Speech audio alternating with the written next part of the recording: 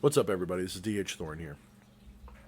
Recently on Facebook, someone had asked me to talk about Solomonic magic and what my thoughts about it are, how I would compare other methods of working with demons and other things. And this is a really good question. The only problem with it is I could probably just ramble on about it for days. I could make video after video on it, and I don't really want to because it's not my focus. It's not what I'm really trying to accomplish here. And I'll probably continue. Maybe I'll do a series on Solomonic stuff, but I am not what you'd call an expert of Solomon magic because, if you're new to my channel, if you're new to following me, if you don't know much about me, I am not a occult scholar. Okay, I'm not like some of these people who have reams and reams of books on occultism. I don't have a PDF folder filled with hundreds and hundreds and hundreds of different, grimoires that I've read most of or anything like that. I am an intuitive. I work with spirits. They guide me. The handful, and I do mean a handful of books that I read before reawakening into this practice, got me where I am. And everything that I'm doing now is basically what I did then, just a little bit more mature and better. So I'm not really a bookworm when it comes to the occult. Most of the time, I actually don't like reading other occult works because I find that it tends to try, not try to, but it tends to threaten to influence my thinking with its own dogma. Okay, working with Azazel, for example, I have to be very careful because most of what is known about him comes from very religious texts. And a lot of that stuff is full of a lot of religious dogmatism, and it can pollute my own experience. Some of the things that he's telling me, in fact, I have to, with no disrespect to him, I have to put them in a box separate from my own understandings to study them because I don't want to have the risk of them necessarily becoming my new dogma that I believe in, because I believe what he's showing me is symbolic. It's lessons that will help me learn to do what I do better. He's telling me about the Tower of Babel. I don't think that it's because he wants me to learn about the biblical Tower of Babel. I think it's because there's something supernatural there that is useful that I'm going to be working with. So when it comes to Solomonic magic, I have the same perspective. I don't want ever to end up studying it so much and knowing it so well that it ends up becoming too much of a pollutant in what is already a very highly effective system that I've developed over the years. Now that may sound a little strange to some people, and I accept your criticism if you think that's backwards of me or dogmatic of me, I guess you could say, because I have my own beliefs and I don't want to spoil them. So just understand that I'm not saying I don't like to at all read these books. I have, if you could see my area here where I keep my study stuff, I have about a dozen books that I do reference, look at, and I don't study them, but I use them for inspiration for my own work. Okay, it's a very different process. I don't path work through other systems. So that being said, I don't consider myself an expert on Solomonic magic well enough to give you a complete comparison that is going to be acceptably true to most people. There are people who, especially people who use Solomonic magic, they're going to take me to school and they're going to wipe the floor with me about how it really works and what they're doing and so on.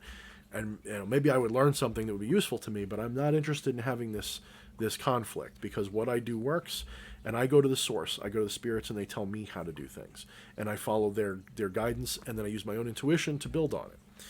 So this is what I do know. This is what I do believe, and this is what I do know. Okay?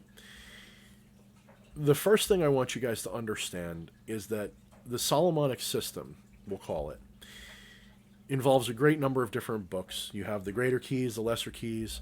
You have other works that were derivatives of them or based on similar principles that use Solomonic stuff. It's all related to Kabbalistic magic and all these other things. And there's even works like the Red Dragon, which are not Solomonic necessarily, but use very similar methodology. So maybe they influenced each other. I don't know. I'd have to research these things. Like I said, I'm not an occult historian. However, because I am fairly well educated, self-educated, admittedly, I'm able to see that when I read the Legamegton or the Solomonic works or any of these things, that they are replete with what you would call middle aged Middle Ages superstition, religious superstition. These are Catholic, Christian, Judeo-Christian creations of the Middle Ages and early Renaissance up to, I guess, the late Renaissance.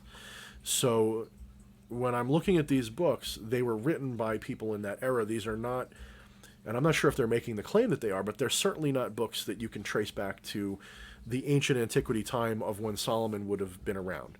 So when you say that it's Solomon's system of working with these demons, I really doubt that, and my spirits kind of say, yeah, don't make the mistake of thinking that this is the same way Solomon would have done this, because number one, you can't even necessarily prove Solomon was a real person, in my opinion. There are several different figures in antiquity that could have been a Solomon figure. We don't know who they were. Maybe they were all the same person. You know what I mean? It's like Jesus. We can't necessarily prove that he even existed. So I don't like to look at these books and pass too much judgment and say that they couldn't be, but it's my intuition that tells me these are I don't want to say fictional, because they are functional, they do work, but they're fictional in the sense that if they tell you that they're based on Solomon's magic somehow, I doubt it, with the exception that they can be traced back to Kabbalistic practices that go back that far. So you have, Yahweh, Tetragrammaton, you have all the different names of the different angels and things like that. A lot of that stuff is valid and can be traced back very far, okay? We'll just say as far as you want. You'll say as far, we can even trace. So in that sense, maybe it is Solomon's method, I guess. But, read the. What I often tell people is read the Ars Goetia and read the descriptions of the demons, and then compare it to how people viewed entities in the ancient times, and you'll see that they're not. There's a theme here. As an artist, I can tell there's a theme here. And the theme is medieval and early Renaissance art. When they depict demons, look at the demons in the murals and things.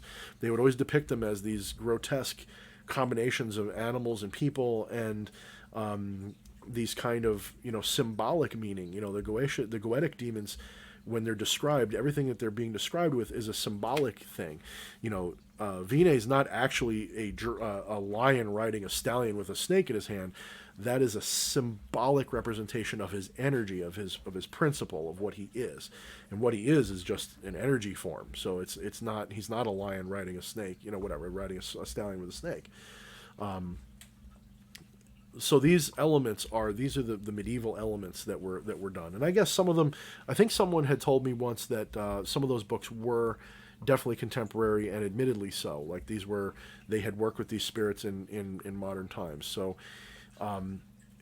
it's pretty obvious that this is, and some people are probably saying, yeah, no shit, we knew this, but I'm just pointing this out to people who might not know. These are Middle Ages works. These are not ancient manuscripts from, thousands and thousands of years ago, 400, 500, 600 years at most. Okay. And some people in the occult make this weird mistake of thinking that if something's really old, it's really real. Okay.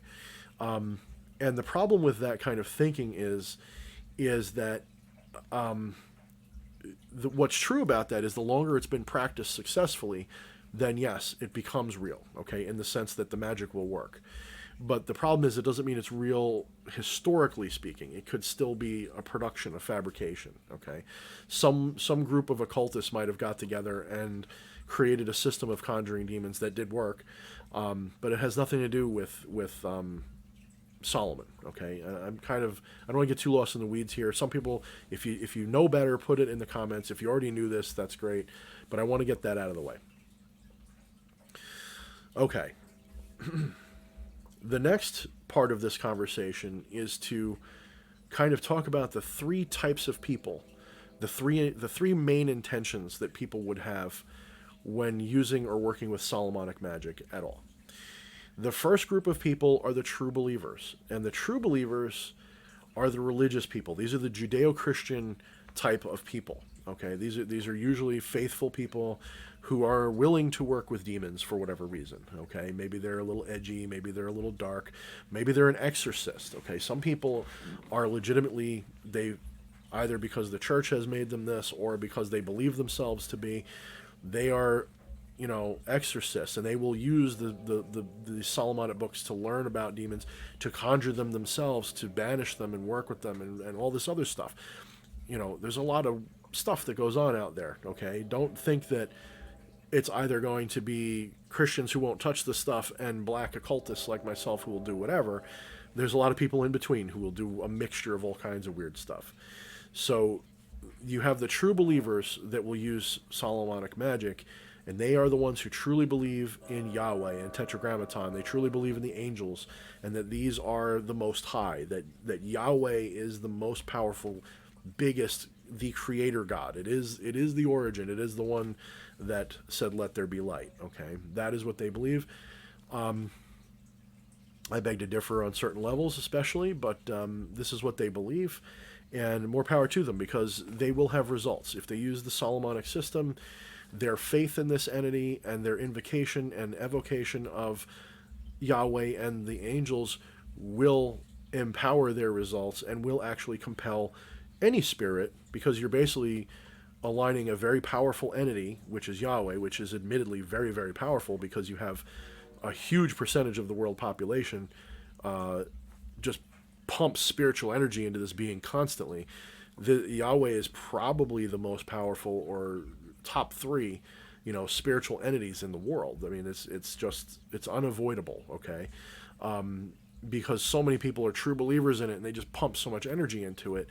It basically gets what it wants. And it shows, because you can see how much influence it's had over the world. The more people believed in it, the more people worked with it, the more powerful it's gotten. Angels can be evoked and invoked and worked with, provably to an occultist. Maybe not provably to a hardcore skeptic, but provably to an occultist. Now, I got a train going by here, so hopefully this doesn't cut my audio out too much. So that's the first type, the true believer, the Judeo-Christian true believer. Maybe they use Kabbalic magic, Kabbalah. Maybe they're in the Golden Dawn or something, and they use Crowley's edition of the Goetia and all this other stuff. They have their own way of doing things. It may be a little bit more of a right-hand path. And they're certainly not a demonologer, and they're certainly not necessarily a left-hand path occultist, which is going to have a different perspective. So that's the first type. The second type is, and I actually have some respect for the first type, even though I, wholeheartedly disagree with what they're doing. I have respect for the fact that they take it seriously, and they do believe what they believe, and they've tested it, they've worked with it. It's their system. I don't approve of it, because you're threatening to hurt entities that I call friends. But other than that, those are pretty big, powerful beings. If I went out and tried to, stop everyone who did that, I obviously it would be an uphill battle. It'd be kind of stupid. You have to pick your battles. These entities have existed for millennia, being abused this way, being demonized. They're not going anywhere. They would probably say, don't worry about it. I got to do what I got to do, So the second type of people who would work with the Solomonic system are people I don't respect. These are the dabblers, and these are the edgy, emo, types of people they're the type of people who would say, Bloody Mary 3 times in a mirror. They're the kinds of people who they're looking for a thrill, or maybe they're the type of people who are desperate for wealth and sex and whatever other low vibrational shit that they're into, and they think it would be really cool to summon a demon to get what they want. And they watch too many horror movies. Well, I've been there, but they watch too many horror movies, and they see the occult as this edgy, dark thing, and they don't really respect it. And so they get together with their friends, or with their spouses or girlfriends or whatever, and boyfriends, and they'll try to do this. Maybe they'll research it a little bit, and they'll say, hey, what would be really cool? Let's try, or they'll say it to themselves, I want to try evoking a demon so that I can get them to make a pact with me. I'll sell my soul. I hear this all the fucking time. I want to sell my soul for money. I mean, these ridiculous things that people will talk about. And so they'll go about this. They'll maybe they'll Google it, how do I sell my soul to the devil, or how do I do this, or how do I do that? And you can always tell, like I get messages from these people all day because I put myself out there as a teacher and an expert. And so I get these messages all day by these kinds of people saying, I did this and it didn't work, or I did this and now I'm haunted and I have this horrible thing going on, or I did this and I feel like I sold my soul. What do I do? And all this dumb, weird, they've watched too many movies type of thing. And these kinds of people, they don't know what they're doing. They don't know how to work magic at all. They don't know how to manipulate energy. They don't know how to intone their chanting. They don't know anything. They're literally just drawing the sigils on the ground and the seals on the ground and the triangle of manifestation and the circle of art and all. So they're just drawing all this stuff on the ground. They're not pushing any energy or intent into it. And then they pick up the book and they recite the poetry, which it really all it is as far as they're concerned. They recite this religious poetry that they don't understand the symbolism that's going on. They don't understand what it means to invoke these entities and why. There's nothing going on upstairs. There's nothing going on in energetically, and there's nothing going on in the ground except that they drew some sigils on it. And these kinds of people are just morons, and I feel like I'm authorized to call them names because I was once a stupid teenager who would have done the same thing.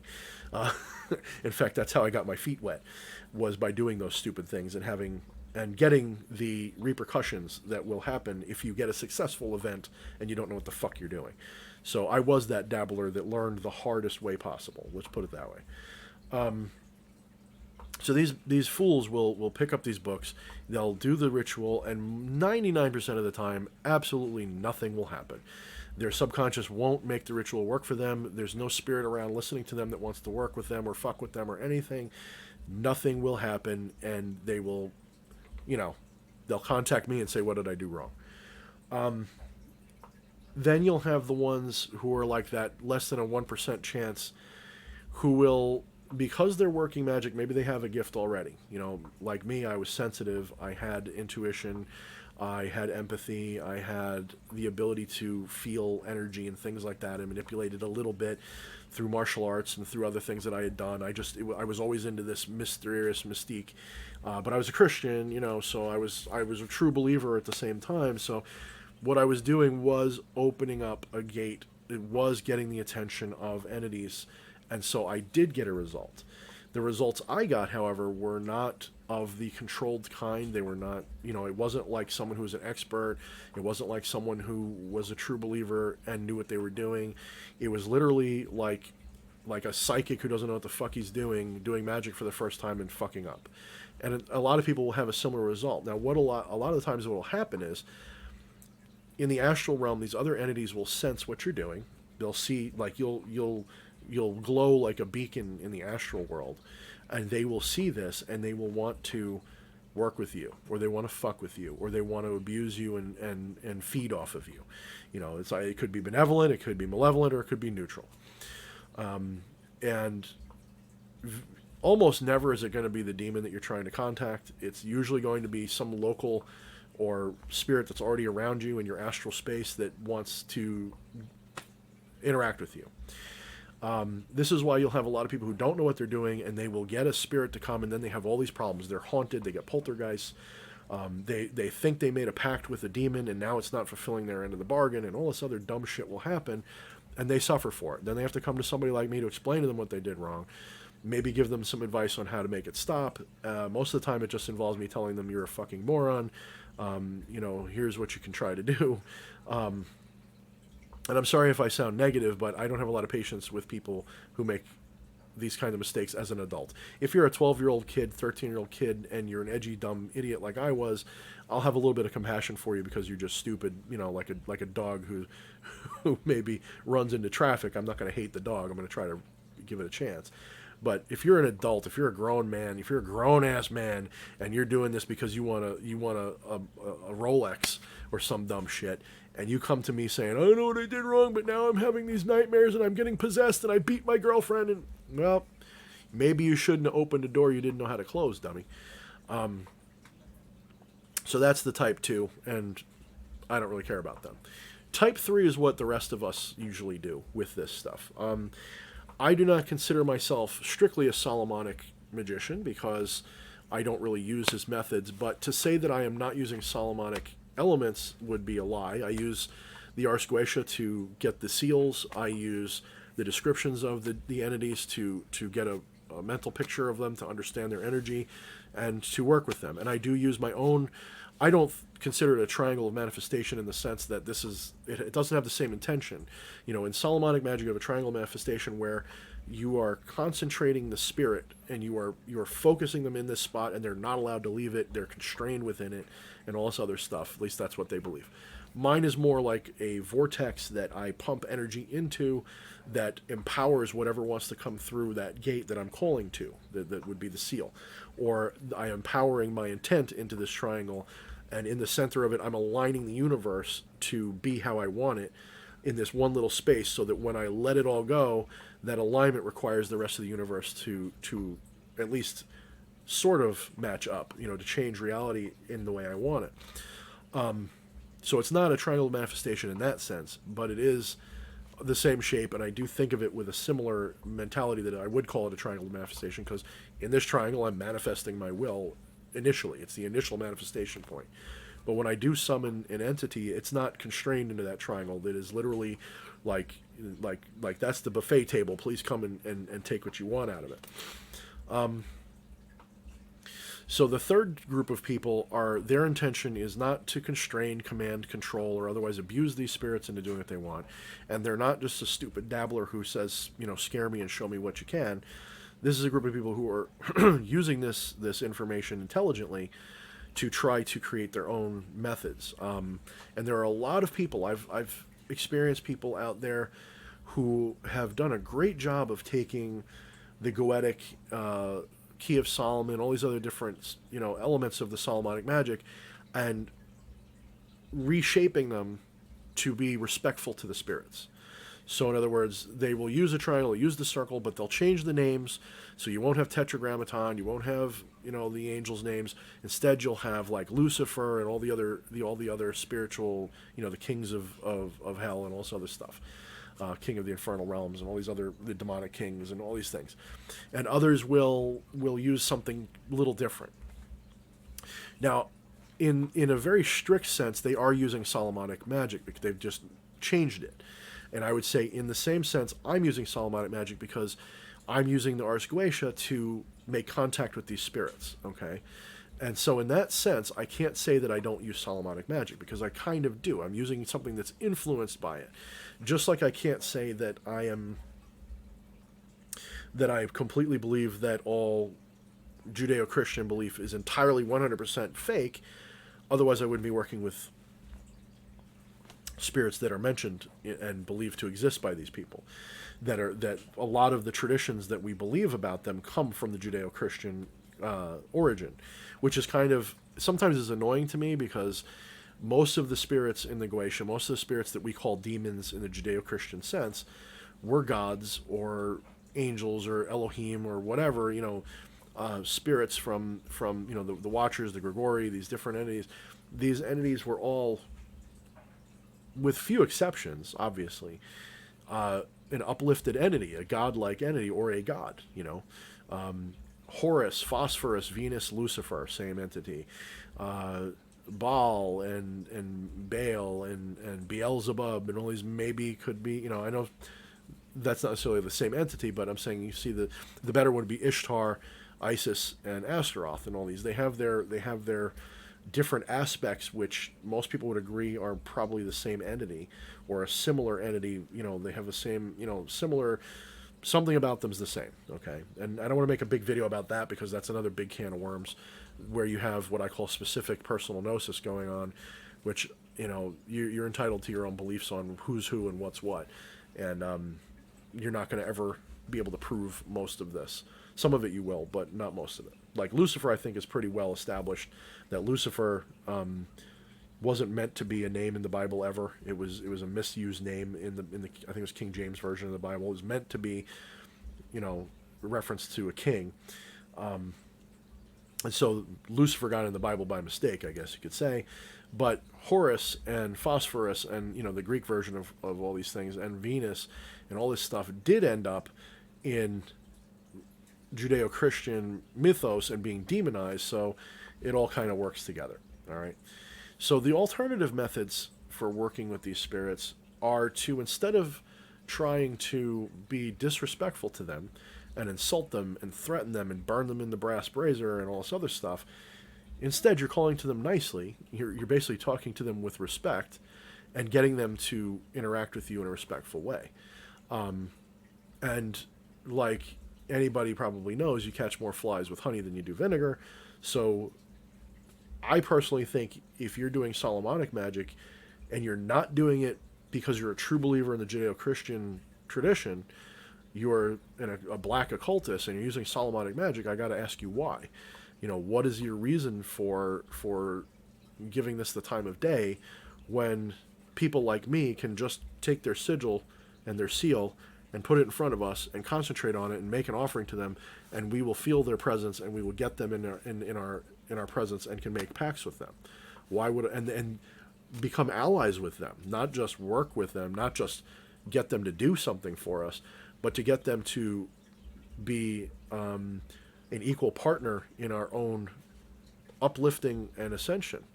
Why would you, if you can do it politely and nicely, why wouldn't you? Now they might ask, well, why don't you work with Yahweh and with the angels, because if they're technically more powerful because of all these other believers? Yeah, but they come with a lot of bullshit rules attached to them. They have, Yahweh is the only entity. If you really look, Yahweh is one of the only entities that's going to demand that you worship only Yahweh, at least in the current practice. I'm sure if you go back far enough, a lot of them had similar mentalities, but in the current universe that we live in, the current paradigm, it's the only one that will send you to hell if you don't know, if you don't, I guess, read the right book about him. You know what I mean? And it's a very authoritarian right-hand path. It places you under the divine. You're part of the divine, but you're under it instead of you are the divine. And so it kind of, you're born with sin and all these other things. These are all, the only way that you can be cured of sin is if you join this religion and pay your tithes and all. Come on, it's obviously just a system of control. It's really nothing else. It's mental, spiritual virus and brainwashing, and you need, in my opinion, to be free, you need spiritual psychiatry basically to get this thorn pulled out of you, so that you can live a whole life again. So the alternative is to be respectful, and there's many different systems. There's my own system, which is really just the same one many other people use these days, which is just being sensitive and calling to these spirits respectfully, using their seals or using your own intuition about them and just trying to get contact with them in ritual. You can sometimes do it without a big elaborate ritual. Usually, in my experience, these entities will already be trying to get your attention before you work with them. Or if you're trying to get their attention first, it's really a simple matter of just immersing yourself in what they are. So wearing their seal, getting into the things that they are into. If you're trying to get in touch with Azazel, you might want to start learning how to fight and pick up weapons and maybe learn how to do makeup and things like that. If you're trying to get in touch with Malphas, you might want to start picking up arts and crafts and try to get good at something, and to get into crows and towers and things like that, and try to immerse yourself in the energies that they are interested in, that they work through. And then once you start to, once you start to feel like you're making contact somehow, you're seeing synchronistic events, you're having dreams about whatever their symbolism is. Maybe if it's Malphas, you'll dream about a crow, like we had that experience. Maybe you'll just know that you're making contact. Then from there, you have a choice of either just calling them with whatever method you like, or maybe doing an elaborate ritual to really, really welcome them into your experience. I personally try to, though I don't usually, the first time I work with any spirit, I try to make it somewhat elaborate. I wouldn't quite call it a high magic ceremony, but it's not something I wouldn't do. In fact, the first time I worked with Malphas with my wife was, I would say, like 2/3 of a high magic ceremony. It took a little while to prepare and do, and it had a lot of ritual setup and all this other stuff. Whereas my normal practices with Malphas might just involve his seal on a piece of paper and some incense and pushing energy into that and trying to make that seal into a gateway that he can use to manifest through. Not that he needs me to do it, but I mean, it's polite. You're empowering their sigil so that they can just say, "Hey, I'm here. What's up?" Instead of them having to move heaven and earth to come to you, you're doing it for them because you actually have, in this sense, you actually have a certain amount of power that even they are a little envious of. You have to understand these spirits. I don't know if they require, but they they do better when they have license to work through you. So this is why, like, demons in particular, what we would call demons anyway, tend to respect our boundaries in ways we don't really a lot of times realize. And this is both true in Judeo-Christian beliefs and other systems. Even a Judeo-Christian minded person will tell you that if you speak with the authority of God and cast this demon out, it will leave, whether you go through the whole exorcism or not. If you have true faith and blah, blah, blah, blah, they can't touch you. You're protected by Yahweh and these other spirits. Well, in the same sense, even if you don't have that belief, if you tell a legitimate demon, what your boundaries are, unless you've really done something to hurt them, they can't necessarily, unless you've given them reason to expend energy to bother you, they usually don't. And they prefer to work with our permission and with our intention. They like to use our energy and our effort whenever possible. They'd rather work through us than independently of us, if that makes sense. And this also means that you could be working to benefit someone else's intentions by agreeing to help the spirit. So if one of the demons of the Guesha asks you to do something kind of weird, I often give the example of go put a rock on a fence post across town, a specific fence post. It seems like a weird random act, but what you don't realize is that there's probably a reason for it. It's setting up a chain of events that's probably going to maybe manifest your will or manifest somebody else's will that has a deal with this entity. And so you're carrying it out for them. You're basically working for the other magician, the other sorcerer, without even realizing it. There's no reason why that wouldn't work that way. And I'm pretty confident that's a lot of what's going on. Not always, but a lot of it. So getting back on subject here,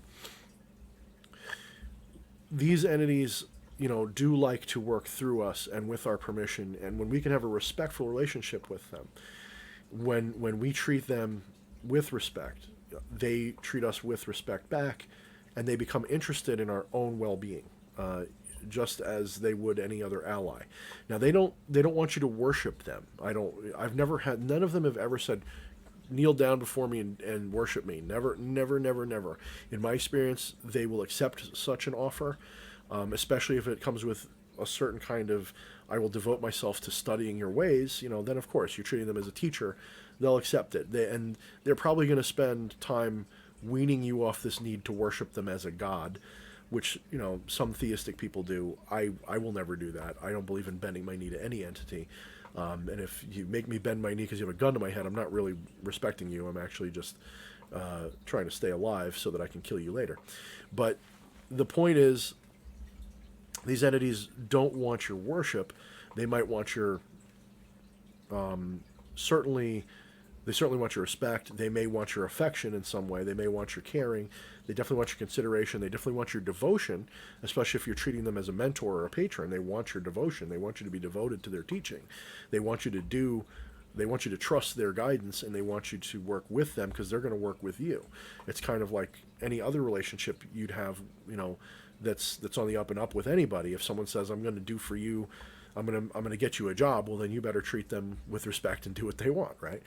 And a demon's no different. A demon says, I'm gonna help you get the girl of your dreams. Well, then you better be ready and willing to help them when they call on you. I mean, it's the same. It's a mutual relationship. And a demon sorcerer who treats them this way, they're the ones who get all these results. They're the ones who are obviously getting results. They're the ones who, create a YouTube channel and start making friends doing this stuff. I'm just being funny here.